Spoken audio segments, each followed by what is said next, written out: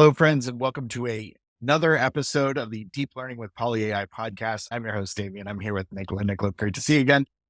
Good to see you. How's it going? Doing very well, doing very well. Um, I thought that we would take a few minutes today and discuss this. I want to say sudden, but it's almost a predicted about face in the race to the top, right? Bigger is better. Western culture, give me the largest vehicle I can possibly own. Who cares if it's burning gas like mad? But it's this rise of small LMs. So we know that LLMs means large language models. Um, Small LMs are sort of the de rigueur from back in the day, just simply because of ability to compute, access to data. As a matter of fact, I could be wrong, but I think the original language model behind PolyAI's base product was considered a small LM. You can answer that in just a second. But taking a look at some of the folks in the industry that are creating these models, Apple Intelligence going to be rolling out any day now. Those models are going to have about 3 billion parameters. And some of the recently released Microsoft 5 models, including like 5.3, are only a little bit larger. Now, in contrast, going back to the bigger is better, Llama 3 has about 400 billion parameters. OpenAI's GPT-4 estimated to near 1.8 trillion. And so it seems that the big makers, the big names in this industry, are sort of forking their approach. And I thought it would be good to take an episode to discuss why. But before that, was the original language model behind PolyAI's product, was it considered a small language model at the time? Well, I mean, it wasn't really a language model, right? It was 700 megabytes, so still smaller than something like 5.3, but of the same order of magnitude, right? Ish. That was a response selector, right? So it was there to really kind of like figure out what the best way to continue a conversation was. It was a transformer based dual encoder, and we still use it for many applications. It's very fast, it's very good, it's trained with very good data. And that's really what the whole, there's nothing new about small language models. The initial language models were a lot smaller than these. These are still monster models compared to, what an average person about 10 years ago would have encountered in an Sure. NLP course in terms of the model being trained, right? The whole bet on, bigger is better and like follow on effects will be like way better was a bit unexpected, right? And that was the bet, and that's kind of like how history was made with GPT-3 and other models, right? The promise was always simple, right? And like, there's nothing new about the fact that like better data with fewer parameters and targeted training is what how you get like a model that is like fit for purpose and does something in particular, right? The pursuit of AGI through supersizing these things and looking at the emergent properties, well, like that's a bit of a different discipline, right?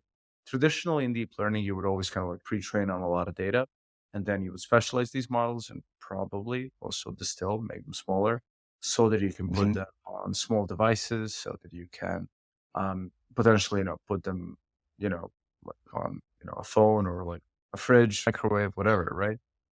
At the very kind of like Internet of Things, right? Where it would be able to run on like without internet, right? Locally.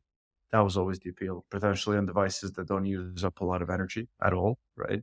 Sure. So I think people used to be a lot more excited about the Internet of Things and like the non-cloud version of things where it's not like connected to things online. There were also then like other implications around, if you don't have to send it online, it's more secure because, it can't be hacked, it can't be intercepted. Um, Right.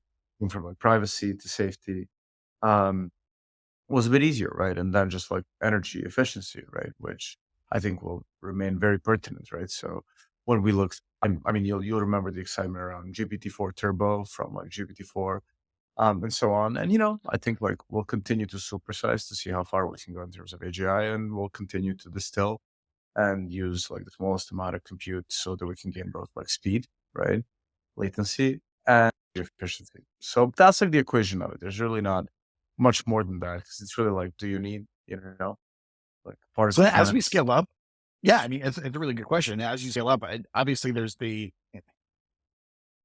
sort of the conundrum of, okay, so one of the key factors in separating what we would define as an LLM is, can it sit on device? Can it sit on prem? Can you bring it off the internet, out of the cloud, for safety, security reasons, whatever the cause, short latency, et cetera. But Yeah. I mean, today's as algorithm, devices, as today, yeah, devices, yeah, like where does the line come in to separate a true SLM from an LLM now, and this how's is a that troll. flag But post going to move from here? you're overdosing on notation, right? Like, no, this is a term invented like yesterday, as is an LLM, really. It's a model fit for purpose, more compute Sure, and more data. As long as you have more data and are able to train to, like push compute past its like natural, abilities, like that's how you like push this technology forward. And while we continue to see advancements in capabilities, we'll continue to do it. It's just who we are. Or we hit some like hardware limitation, but I don't think we're there. I think this is the advance of LLMs has inspired us to work on hardware a whole lot more and to work on better ways to scale that. So I think that's exciting and will continue for the foreseeable future, right? I think the whole like active distillation, how you do it better, that's like it's like quality reps versus many reps. I don't know if the bodybuilding analogy actually works, right? Um, the performance of what you can lift. But it's really like there's the quality of the algorithm, the model, like how you learn faster and better, and there's like doing more of it, right? right. I mean, everything from like a transformer versus not having one is probably just a difference of 3 to 5 years in compute, right?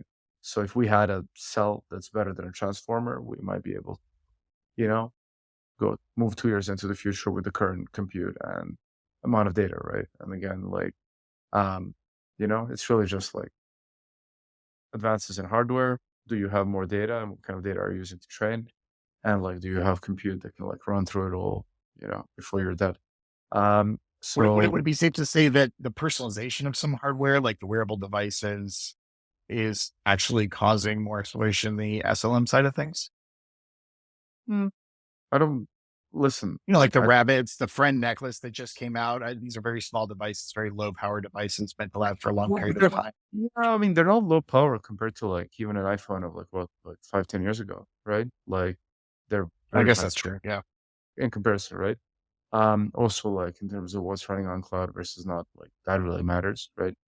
And like the more you reduce the compute and the battery power of these things potentially, right?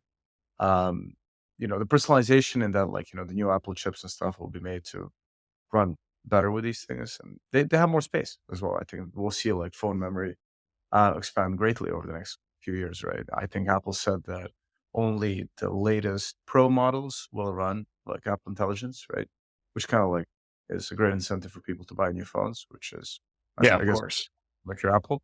But also like, If it's not a dongle, it's AI. Stage. well, yeah, I mean, look, and you need more, right? Like, and like we Yeah. see between the performance. So fair enough, right? But it's not to say that a better distilled model that can run on a phone that's 2 years older won't be there like 6 to 12 months later, right? Or at least maybe Sure. something that does 90% of what you want it to do, right? The rest can maybe be packaged up, uploaded. I mean, uploads are difficult here and stuff because, um, it really depends on what we're doing with this, right? These models are huge, but the inputs, like, if you're like sending a photo or something like that, doesn't have to be. So it's really just like the latency aspect, right? If you're in real time Mhm. video processing, like you're gonna have to have a pretty giant model, um, running locally. If you want to, I don't know, have the latest and greatest filter that can change your face in a particular way, rather than having an Right. upload, adding that round trip time, making sure that that works, that is sent back to you to someone else. It depends, right? But like there will be And great. the multimodal, like the multimedia application of this is something light years beyond what would necessary for text. If we're talking about a pure text based model.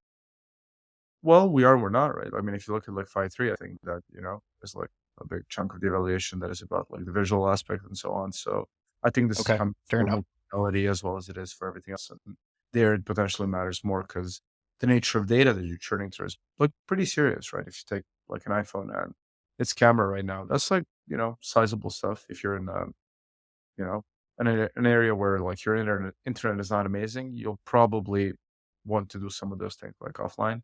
So we'll see. The applications are like boundless, and I think like this is just like what do you do like on cloud versus locally, and like I think a Yeah. lot comes from think of Apple and their like very seriously firm commitment to privacy, right? I think that to do a lot of what they traditionally wanted to do, and like Apple did more work on differential privacy when very few people cared at all about any of Care that, about right? it. Yeah. So they're very serious about that stuff, and I think that it's very good that they're pushing it because they're a major player. At what point, does the mighty capitalistic pursuit kind of overcome that necessity and just, are they going to sit there and hang on to an Apple intelligence model that's small, not very scalable, probably a little buggier and less productive as other LLMs are starting to get larger and larger? Yes, I think that, you You do? know, having worked at Apple, I can tell you that I am in constant awe of that company, right? I think the people who spend decades working there are some of the best at everything that they do, right? And like if you're not like by nature a flashy person that needs a lot of attention and recognition for your work, I think at Apple you'll be compensated very well and you'll have a lot of fun doing what you do, right? So I think that company doesn't mess around. I think that they're very willing to design their product roadmap around these considerations, and I think that's why people trust them. So yeah, I don't think that. I think rather than you know today's LLM is tomorrow's SLM, right? If you want to use this True. notation. So give it like 2 3 years, and like something like GPT 3.5 will have no trouble running on a personal device, and there you go. Like it'll be there. I think people still, we'll find ways, right? We'll distill it. I don't yet see a killer application of an LLM that absolutely has to run on a phone for that Right. phone to be an obviously better phone for someone than, the current iPhone. That could change in a heartbeat, right? And that's probably a multi-billion dollar company that comes up with that. Or I don't know. Have you seen those applications? I haven't. No, but I mean, but saying that is like telling a bunch of racers, hey, you can slow down. Like you're not getting any closer to the finish line when it just doesn't make sense when everyone else around them is picking up the pace. I guess to Well, kind of look, I put mean, an I think Olympic spin on it. Well, I mean, like, I don't think that Apple is like, there are applications running on iPhones that use cloud data, right? I think Right. it's on I the guess cloud. the question would be like, the ethos behind Apple's development and projects, but would you say the same for Meta, Anthropic? Would you say the same for OpenAI now with the weird shift in mission? We're shift and mission. I'm just saying they went from being that sort of, we're doing this as I forget what the classification of organization it was, but now they're definitely, Oh, they're a nonprofit, and yeah, no, look, I yeah, think things should be for profit if they want to be able to scale it, right? I think a big part of like going from academia to start PolyAI, I was like, we need a flywheel and we need like a lot of capital to reinvest into making our products better. And they need to scale it, which like people care about it, not just because it's a cute dialogue system, but because it's something that is absolutely mission critical and doing the work of thousands of people. So I don't think there's right. anything weird about their shift. I think it's the only meaningful thing they could have done if they wanted to be a real company, right? And Mhm. they very much navigated that really, really well, right? Um, I think when it comes to Meta, I mean that's like all bets are off, right? I've heard all sorts of theories around, why they're hell bent on publicly releasing all these models. Even as far as that, the first release was accidental and that they couldn't roll it back, and then Jan LeCun is a stubborn man who just wants to continue pressing down this path. Peut-être. I don't know. Who knows, right? Right. Uh, Right. I think Water cooler chat. I in general, reading his, like, X and everything, I've always found his views to be, like, very well informed according to, the standard orthodoxy of a deep learning fanatic, right? I think that Okay. you can go further, right? You can go towards, like, the more, like, OpenAI angle of just, like, more data and all will be solved, right? Previous the suits cover view of the world, right? Um, and, I think, like, a lot has to be said about how right Ilya was about all those predictions and that, bigger is better and that a lot of these things don't have to be modeled with structure. I think, the truth is, we talked, I think, last time about uh, the deep fakes and all that. And like, Yeah. frankly, um, there's still a lot in terms of reasoning that, you know, current LLMs, you know, leave out there to be desired, right? Like, so we've not solved all that. And for that, do we need like, you know, to ground the truth against like, more traditional, maybe slightly more symbolic representation of the world? I don't know. It's very unclear. I don't think so. But like, Okay. we'll only know when we get stuck for a while. Are we getting stuck? I don't know. Like, it doesn't Probably feel not on the consumer front, general application. Let's move over to the enterprise space, though. Would you say, obviously, there's a lot of compelling reasons as to why an enterprise would look at an SLM versus LLM. One, cost, right? Two, function is pretty much limited to certain gates, and so why would I go beyond that? But there's still a lot of hype, at least from what I'm hearing. And tell me if you're hearing something different. There's still a lot of hype from board members and CXOs and end user organizations saying, how do we bring those LLMs listen, into our you and I, organization to cut yeah, costs, make money, et cetera? I don't know. When does an enterprise look at an SLM versus an LLM for some operational efficiency or application? I think like the enterprise has no business looking at that one thing or the other. It's the business of someone inside using technology to drive those efficiencies, right? Um, are they gonna Okay. go? Are they looking at? I think they have a business of using modern AI to make and transform their company so that they're better, so that either they can, you know, do a lot more with less, right, or they can do something that they've never been able to do before, right? I think many companies have done both. I think if you look at the hype and the second derivative of it, right, really kind of like going forward, I mean, you kind of have to look at the Nvidia share price first and foremost. Now, you and I Okay. are not prop traders, right? But it's at 98 today. It was at 128. Now, of course, we don't know the backlogs of GPU orders, but that's really, the indicator for that share price, right? And like how much of that information the outside world can surmise before they have like and announce their earnings, right? Right. So like the hype, I think the hype is on, but like I don't think the hype's growing right now, right? I think that we're now in the business of seeing what companies can do themselves. I think that those that were gonna make big bets on their own, well, like good luck to them, right? I've spoken to quite a few very large enterprises that have hired dozens, if not even like hundreds of people, ordered a bunch of GPUs. And you look at the effort they're mounting and you just can't help but feel that like they don't really have what it takes, both in terms of personnel or even in terms of hardware or in terms of data, right? So I think that those Chipset. they jumped the gun on that, they helped Johnson drive that share price a bit higher. But will they really achieve anything meaningful, or will they be like secondary sellers of their H100s? We shall see, right? I think we'll see, right? I think the general excitement is very much there, right? I think that Yeah. increasingly we speak to more and more companies that are looking to get very meaningful, um, impact to their like business operations by using modern AI, right? In our case, we mostly look at how we can help them in the contact center. I'll tell you that it goes all sorts of ways, and it very much follows like traditional software, whereas like highly regulated industries, for the most part, are very, very careful, right? There are people who even expressly say we would not make this generative, like full stop, right? And that's where like yeah, we use things that are like I don't know, like small language models. Basically, comes down to like, will you use something that in some cases there's enough fear and trepidation about LLMs and like where the data goes that, they just categorically say like we want like models of the previous generation, which I don't think that will last forever, but that's down to educating the market around the risks, the other risks that these models have, right? Because with that greater compute come greater hallucinations and um, Right. things that can be unintended, you know, effects of these models. It's not that grim, but I think for a lot of people, this is the first time that they're dealing with probabilistic systems altogether, right? So in that sense, I think that Microsoft's releasing smaller versions of these things and, just potentially, a lot of the open source versions of them, they can allow companies to fit these things in ways that makes it more manageable and, Is it a false taste though?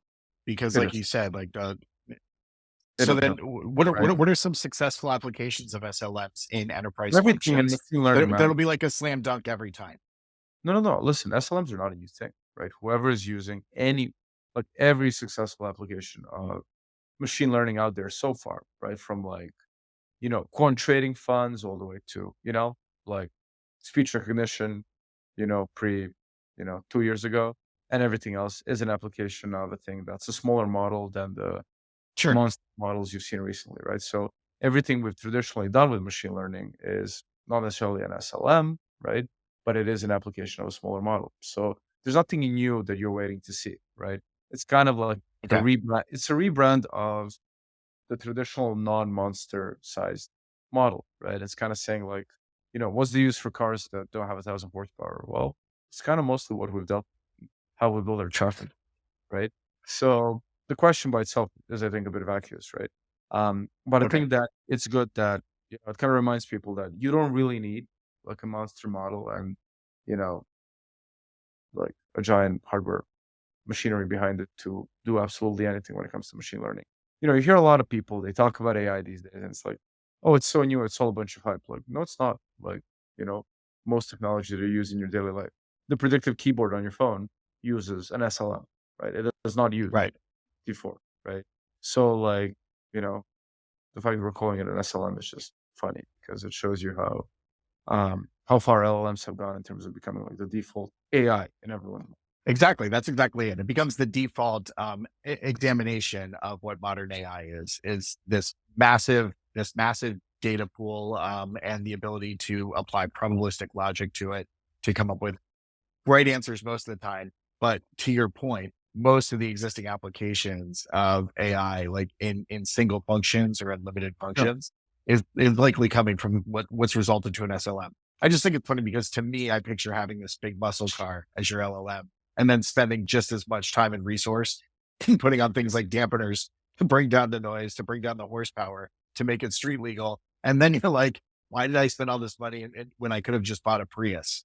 And then the question is are listen, more people I still still buying look those muscle cars, I still or are look they at that looking at dashboard on a Priuses? Prius. I love the dashboard on a Prius, right? Whenever it's happy, it's like it was very futuristic. It still looks futuristic to me. Like, big It fan. is.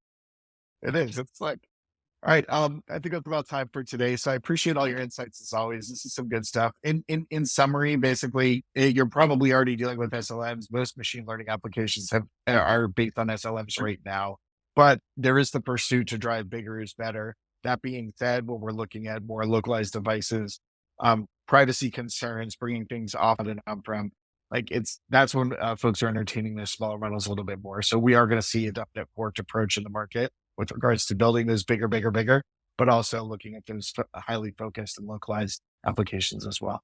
Um, Nicola, it was great chatting with you and can't wait to see what we talk about next week. Absolutely. See you later. All right, man. Take care.